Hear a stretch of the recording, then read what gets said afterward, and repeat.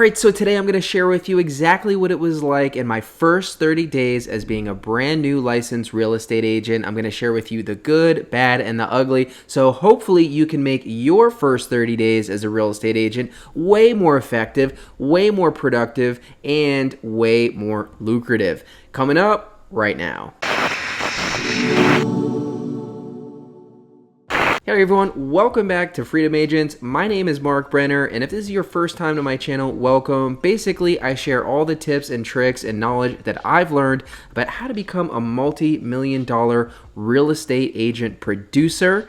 I am a team leader in Atlanta, Georgia of the Living at Atlanta team, and everything I share with you on this channel are actual strategies that I've used to close a lot of deals in my time as a real estate agent. So make sure you like and subscribe, and if you're interested in how we could potentially work together, use the link in the description below to book a Zoom call with me today. All right, so my first 30 days as a real estate agent, I remember it like it was yesterday.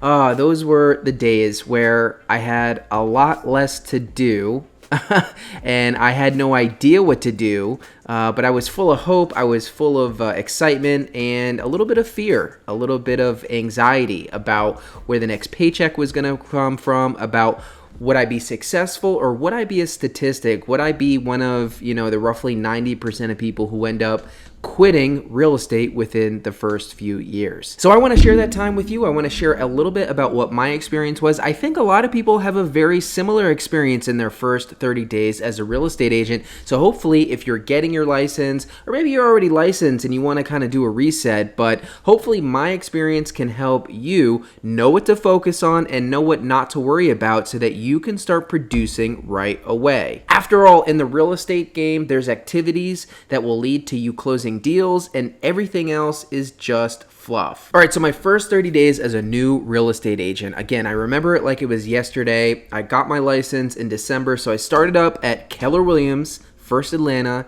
in Sandy Spring, Georgia in January of 2019. I remember the first day getting there really early. I was determined to treat this like a real job, even though I didn't have to be at the office at any time. I got there early, around 7 o'clock, and there was no one there.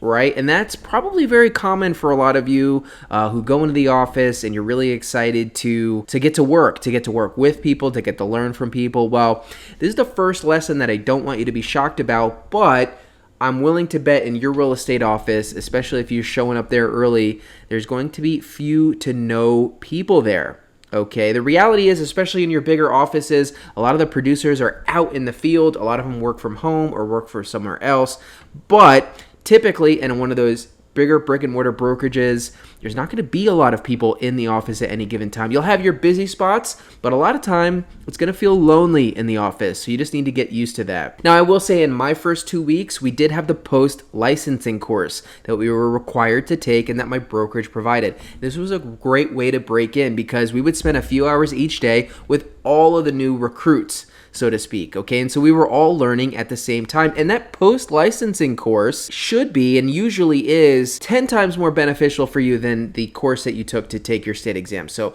that's a great way. Hopefully your brokerage sets up your post-licensing course to really set you up for success, where they have top producers sharing different things that they do to close deals. So first 30 days, first day, showing up to an empty office. It was crickets.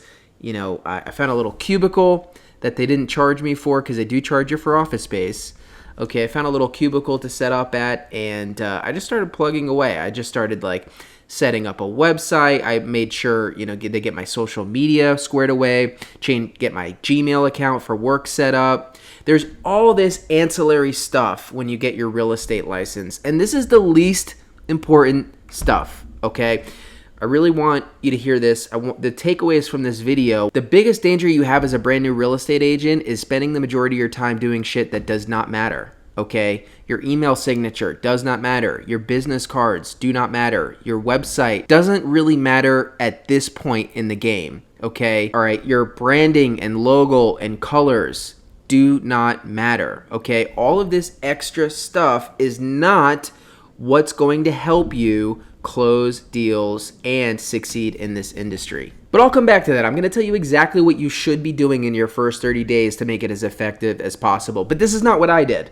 Okay, this is what I wish I had known. So my first 30 days kind of almost felt, I won't say vacation, but I'll tell you what, going from an employee job where you have to be at a certain time and location every day, clock in, clock out with a certain amount of tasks, very different experience becoming an entrepreneur. This might be a little bit of a shock for some of you. There's no longer anyone telling you where you have to be at any given time. You want to go take a 3-hour lunch break in the middle of the day?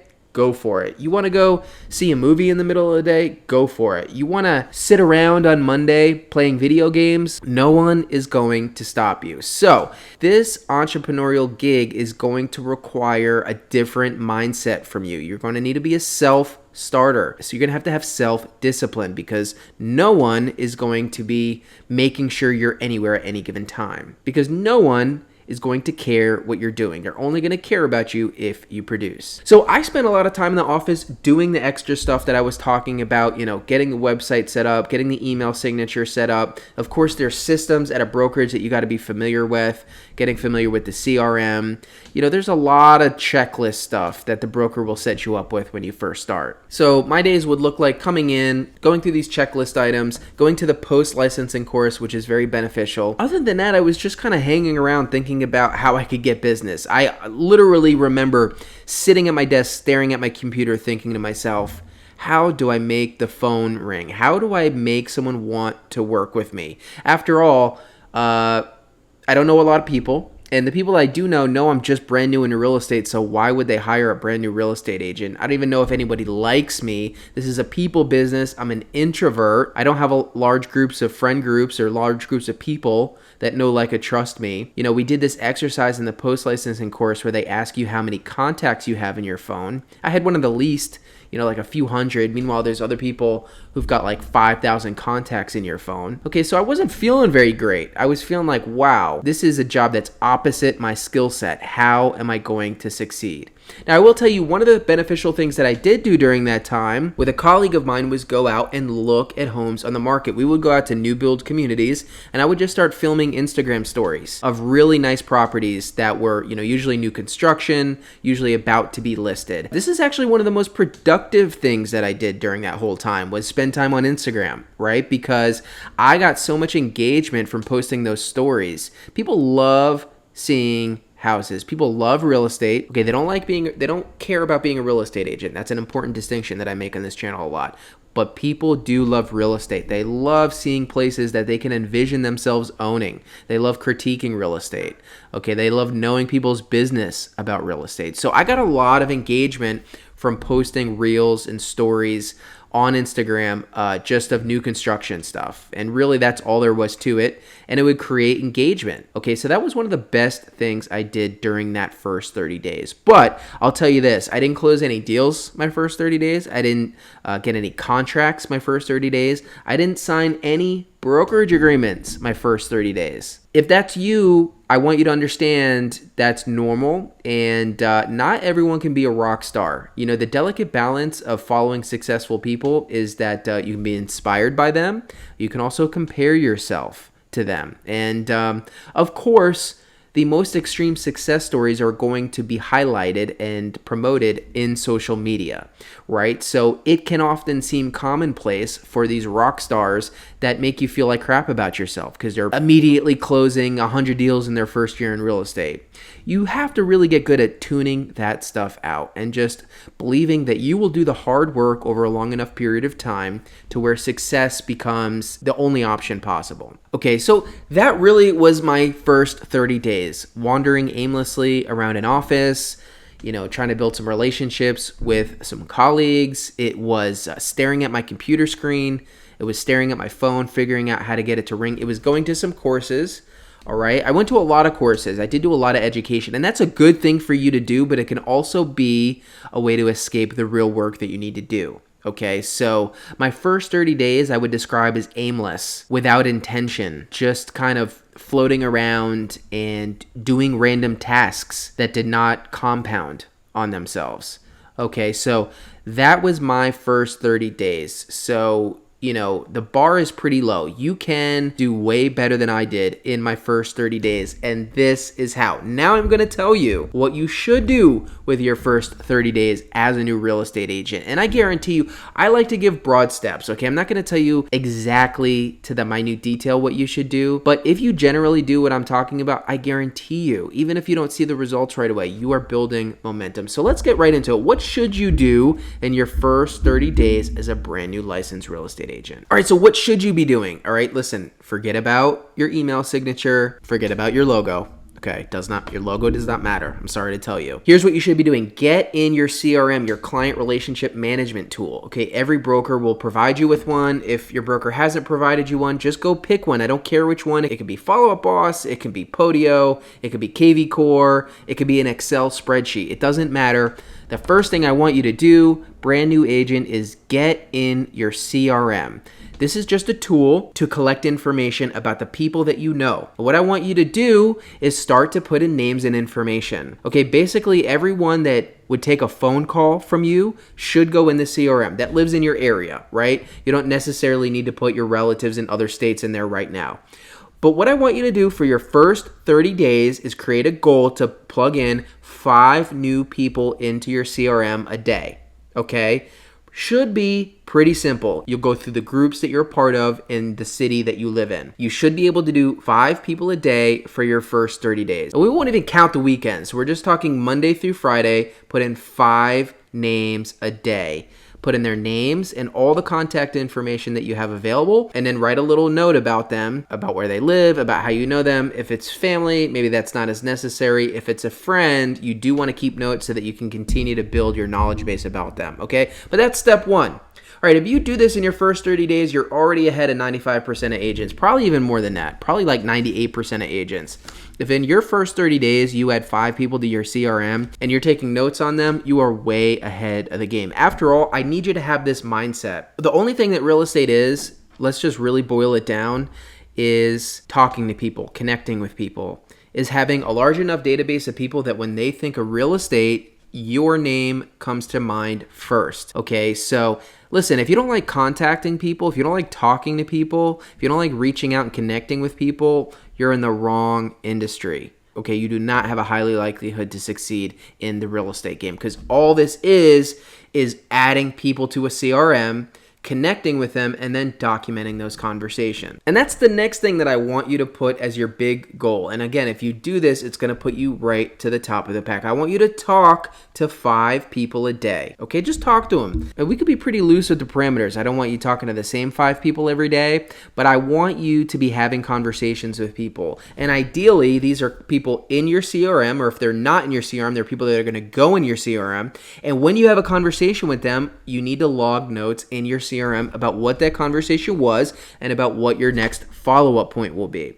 Now, your conversation with these people does not have to be about real estate. You should keep it natural, okay? One of the skills you'll have to develop is keeping natural relationships with people where you're providing them value. You're not just asking them for business. You are also an expert in your field. And so those conversations will naturally come up. So I'm not even telling you that you have to ask them, hey, do you know anyone who's looking to buy or sell a home? Okay, just connect with people. How are you doing? What's going on in your life? Are there any problems going on in your life? You really listen to people. See if there's any opportunity for you to solve any problems. Okay, one of the fastest ways to close your first deals are to provide people with value. And value can be very simple. It can be a note on a card with something encouraging or thoughtful. Okay, it could be, a $5 Starbucks gift card. It could be a practical way to help your friend, giving them a ride to work. Right? This is the game of relationships and the game of real estate. Having conversations with people every single day and documenting those conversations in your CRM. All right, so that's just 2 things that I gave you to do. All right, you can literally take the rest of the day off. Okay, I want to get you in this mindset because for a lot of people, it's very hard to talk with people. It's very hard to get in the CRM. I don't know why. But think about it like this. If you do these 2 tasks, you can do whatever you want for the rest of the day, okay? You can go see a movie, you can go sit in the park, you can go play video games, you can, go to the bar, whatever you want to do. As far as I'm concerned, in your first 30 days, if you're able to add 5 people to your CRM and talk with 5 people every day, you are on a trajectory towards major success. So hopefully that's a little mind hack to really help you have no excuse for not doing this. There's only 2 things you've got absolutely have to do every day. Okay? And if you can't do those 2 things, well, I don't know what to tell you. It's going to be a long road for you in real estate. All right, now I've only got one more task for you in your first 30 days to make sure you absolutely knock it out of the park, okay? And that is post on social media with your face in the camera, okay? So not posting inspirational quotes, not posting text, posting your face in front of the camera on social media once a day. Now I'm gonna make this super simple for you because there's a million different types of social media. Pick one. Pick one.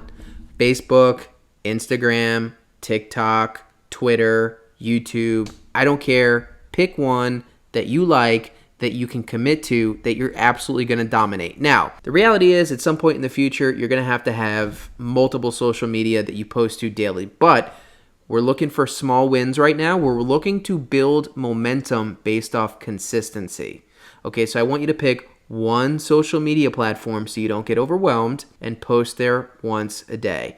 But it's got to be with your face in it, either a photo or a video. But the rest is up to you, and it doesn't have to be about real estate. Now, I would recommend, you have super access. You can get into any home in the market now. People love to see homes. So I would suggest you definitely post as you show homes. You can post at your brokerage. You can post at class.